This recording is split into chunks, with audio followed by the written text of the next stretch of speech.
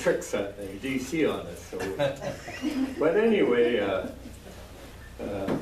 yeah, we ask you to brag. Be proud of something. What are you proud of? What did you do that's good? Get off this rut of complaining. Be proud of something. You know, think positive. Then the next part is we ask you to take a nap and wake up, dream. Wake up and tell us your dream. What is your dream for Fort Berthold or your community? Now you guys, are you all living in Bismarck? Or?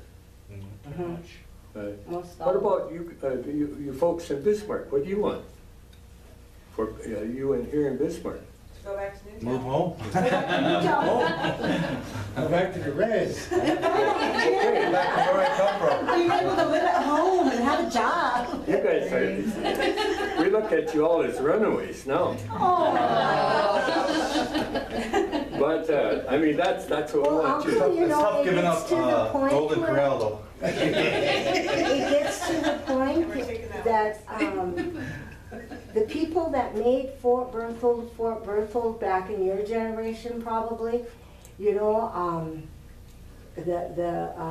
my grandparents, a lot of you guys' grandparents, I don't know how it was in their houses, but in the morning with breakfast, our grandparents told us, "Ni nuchbagats, ni hushkats," you know, and that right there in itself is you had a certain path. We're different. Look at us, we're different. We pray different. We do a lot of things different. There's got to be a reason that Dade Chuba put us here and we survived. But we're not going to survive much longer if we continue down the path we're going down. We're not going to survive much longer. Our younger generation, I'm 60 years old. I never thought I'd see the day. But our younger generation, honest to God, what are we going to do with them? How are they going to take over? You're right, and that's why we say we're at a crossroads here. We have to do something. But we can't. What's your dream of for your young ones for tomorrow? To have the resources to help our young people that are having problems with addictions. To have the resources. You know, but like Uncle, you can't say, I want to put money here for this, because we don't know where our money is at. What kind of money? You know, it's like, oh no, that's too much money for there. Let's slide it over here. No, you'll have our total dollars when we do that visioning. Okay. You'll know how much money we're going to be dealing with. We'll get that. That should have been done, Yeah, you know. we should have, but we didn't. Now we have to do something. Now we have to know. And the thing of it is, here's another one coming on. We've been in on a planning thing with Northwest Area Foundation since 2003. And that was, that our first planning project there was to reduce poverty and stem out migration. See, and that's what, that was North Dakota wide. Mm-hmm. We worked with 11 counties on that. But now you can see the big difference. We have all that money up there, you know, and there's jobs available. Anybody that wants to work can get a job. But we still have poverty. Yeah. But if we look at poverty that we have now, it's a social poverty. Mm-hmm. And we have one heck of a drug and alcohol problem. Yep. And what we're doing about that now, we've been working with, you have social services, you've got domestic violence, you have Circle of Life, Partial Resource Center, child welfare, foster kids, and those. And we're putting them all together to design a program to help them. There's a real good example out at Flathead. And we're having some experts come in and kind of help coach on that, how to put that together. And along with that is regular health services. So we've identified poverty is probably caused mostly by health, both physical and mental. Mm-hmm. So what can we do with that? Look at our health services. So we're having a design summit we've had a lot of studies going on. At our last meeting, we said we've studied enough. Let's design something and hand it to the council so they can do something with it.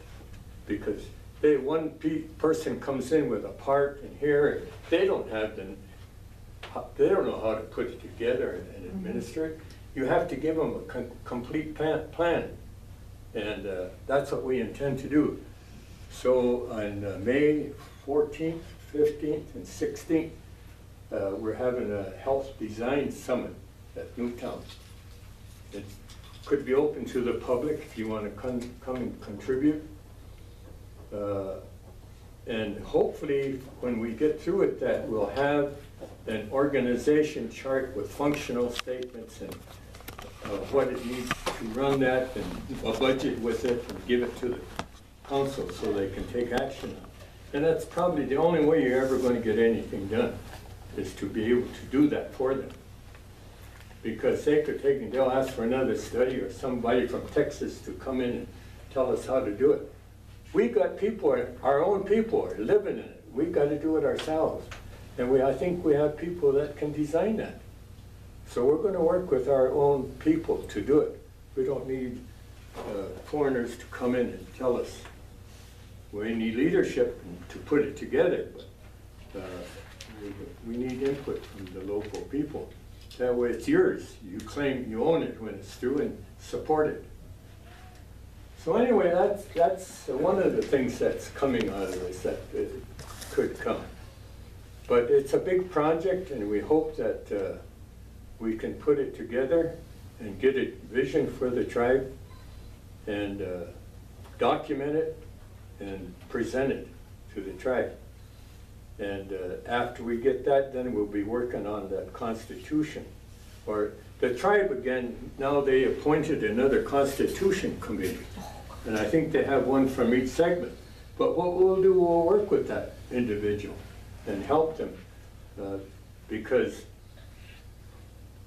a lot of this is inexperience. When you get into these kind of issues, unless you've been around and seen these things, you just don't know. And they're very complicated, and you need technical help. And a lot of our councilmen are very limited as far as experience off the reservation. I hate to say that, but that's a big problem. And when you don't know anything else, all you know is one way. It might be the wrong way. You keep going the wrong way until you look around the world and see what's going on. But you have to have that kind of input, working with them. And we hope that we can have legal help to put the Constitution together again. That 06, we published that 06 one because I think it's a good one. I served on that. That was, we didn't get paid for it. That was all volunteer help. And we worked 2.5 years. And I think it's a good one, but since we've experienced this oil thing, I know there's things we need to adjust in it. So we can make those adjustments to tighten it up more and make it a good constitution. But if we have legal help to put it together, and I'm suggesting that when we get through with that, let's send it off to some university that teaches Constitution law and have them review it for us to make sure that we have a good review, see? I have some contacts like with Rutgers University. They teach Constitution law, and they have people that review it for us. When we were working with Case Western University, they had some graduate students that saw our proposal, and they wanted to do a survey with it. Bill can explain this. But anyway, we had five of them? Mm-hmm. 5 graduate students out of the university at Cleveland, and they took our concept and our comments and our reports, and they did a telephone survey among tribal members, and they wrote a kind of a vision for us. So it's interesting to see what somebody totally not from here would look at that and what they came up with as a vision. See?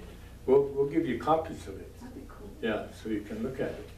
But there's been a lot of that kind of work going on, and It's just going to be a matter of putting it together now to present something that's reasonable, represents what the people want, and get it in a form that we can present it to the council, and then work with the Constitution group to get a constitution passed that's effective, and then get a real strategic plan of what we have to do for our tribe. Because if we don't, we're going to have problems. And when we get over here to our drug and alcohol group, you look at the stats on that, and it is serious. We have to do something. Hasn't been.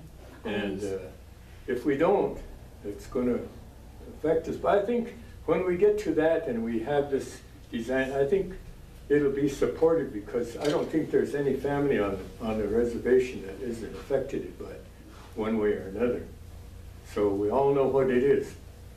And I think we all realize now that we better get serious and do something, or it can take us under. Mm-hmm. You got to look at those kids. They're growing up. They're going to be the next generation. Mm-hmm. One of the things that we have a real problem with is foster care. We are asking outsiders to take care of our kids. We shouldn't be doing that, you know. And domestic violence, we take them and put them in shelters in Dickinson and Minot. What's wrong with us? Now we got all this money. What are we going to do with it? That's up to us. We should be taking care of ourselves. The other thing, which you are all aware of, is we ask about public opinion. What is the public's opinion of us? I can't say the word. Perspective? Yeah, perspective. Perception. Oh, perception. What is the public's perception of us at Fort Berthold? Samson just mentioned it here. What do you think of Fort Berthold from the news you hear? What's your perception of it? You say, I don't want to go home. Mm-hmm. Now why? Fear. Yeah. Yeah. So, see, that means a lot. And gee, our news is bad. I mean, Yeah. we're getting bad publicity. Let's see what we can do about it to clean up our act so we get some good publicity. One of the things we're looking at is having a private press at home. One of the papers getting a reporter to report Fort Berthold news so they can tell things like it is. You'll never see it in our tribal paper. No. You know? And I wanted to make a mention that somebody asked me to mention this. They said if you look, he said, I get our tribal paper from back home. I said, in the mail. He lives in Minneapolis. He said, you would think that our chairman is the second coming of Jesus. Really? Yeah. Mine is Facebook. No, but I mean, that's I hate to say it, but that's reality. If we're going to be proud of our reservation and do something, we're going to have to clean up our act. And it's up to you guys to do it, you know. And I think just listening to your group here, having a group in represent Bismarck would probably be a pretty good idea. Yeah, maybe you can qualify to have a representative on that council or that legislature as from the outside group. When Buddy Mason was the chairman, he was wanting me to represent. Oh, And we got down there and they said, what do you know? You're not even from Fort Berthold. See, You know, and then they said, Yeah. yeah, you know, A lot same of them. in Twin Buttes. My kids were on that powwow committee. And some of these other people said, how come they got them in president stuff? They're not even from here. They said, Russell was raised 16 miles east of here. You know, they don't even know who you are. They don't know who you are. well, That's the sad part. that's why I think, I don't know how many, the other thing we did, we sorted our enrollment. Maybe I said that before. And we have tribal members living in all but 2 states. See, Tony said that. He called me and told me that how many of us there were that weren't even on the reservation anymore. And I didn't realize there were that many of us spread out. I think I have those figures in my car. I'll pass them out. But you look how many are in Manda and Bismarck. You got quite a few. There's like 800, he said, 800 or 900. So No, at one time, there was about 5,000 Indians overall here. And that's where it's because it's Bismarck, United Tribe, and all the schools and stuff. Oh, that's right, that's right. See, Yeah, we so- got a bunch of, Bunch of young Indians people. down there. you'll have enough here if you could get together and work together, and we'll give you some help to build a vision. And let's see what you guys want. Do you guys have an Indian, I am way out in South Dakota, do you guys have an Indian center here? That's what, No, that's what that what- one girl was. Yeah. Maureen, That's what she's trying to do. She wants A to- cultural Yeah, 'cause center. there is no centers, We nothing. have an office. It never has That's been. We have a, Other than tribes. Lorraine is. other than United Tribes, yeah, Okay. We got quite a few in Rapid City too, you should get them. okay, I will try, I'm trying to find my people down there, it's just me, and Marty, over in T, he's working in Aberdeen, Oh, There's probably quite a few hands. he lives in T. I think they said there was like 70% of the voting members that don't live on Fort Berthold. And then that was another thing, there was even, and I don't know if it was ever real or not, because I always came home to vote, but they said if, once you left the reservation, there was no absentee ballots, you walked away, you didn't get to vote. So I always drove wherever I was, always drove home to vote. that's what our Constitution says now. In tribal elections, you have to come home to vote. Okay, that was But good. now, when you go secretarial elections, they mail it They out mail to it out, all okay. eligible voters. So, but the tribal elections and tribal ballots, you have to come home to vote. But you can change that if the membership wants that. If you want an absentee ballot for tribal elections so you can be involved, you have to put it in the mail here. Oh, I want- But then the other thing is, maybe getting confusing, but the council can change by resolution, like our ethics code or anything local in it. Like, the ethics code is really dealing with them. So they can by resolution change it so that, you know, it doesn't mean anything. So you have to be careful. It doesn't do us much good to get an ethics code by resolution. The ethics should be put in our Constitution Yeah. because it takes a secretarial election to change that Constitution. See? So it goes with the Constitution, just like Yeah. they talk about bylaws, they go with them. That's why we need legal help to get it put in the Constitution that protects it better. And the council just can't change it. If the people want it, I'm not saying you have to do it, it's what the people want. And, but those are the things that we hope that everyone would give us their vision, their dreams, so that we could put it together. So if They the should tarot get is in, they under should the get in it. Constitution, will that help? Huh? So if the tarot is under this Constitution, they have to follow what we say as the people? Well, that could be probably, I'm not the authority on that. But see, our tarot law is approved by council. And Okay. there are connections there that maybe, that should be another one that's addressed. Maybe that should be constitutional law instead of resolution law. See? Because those things can be changed.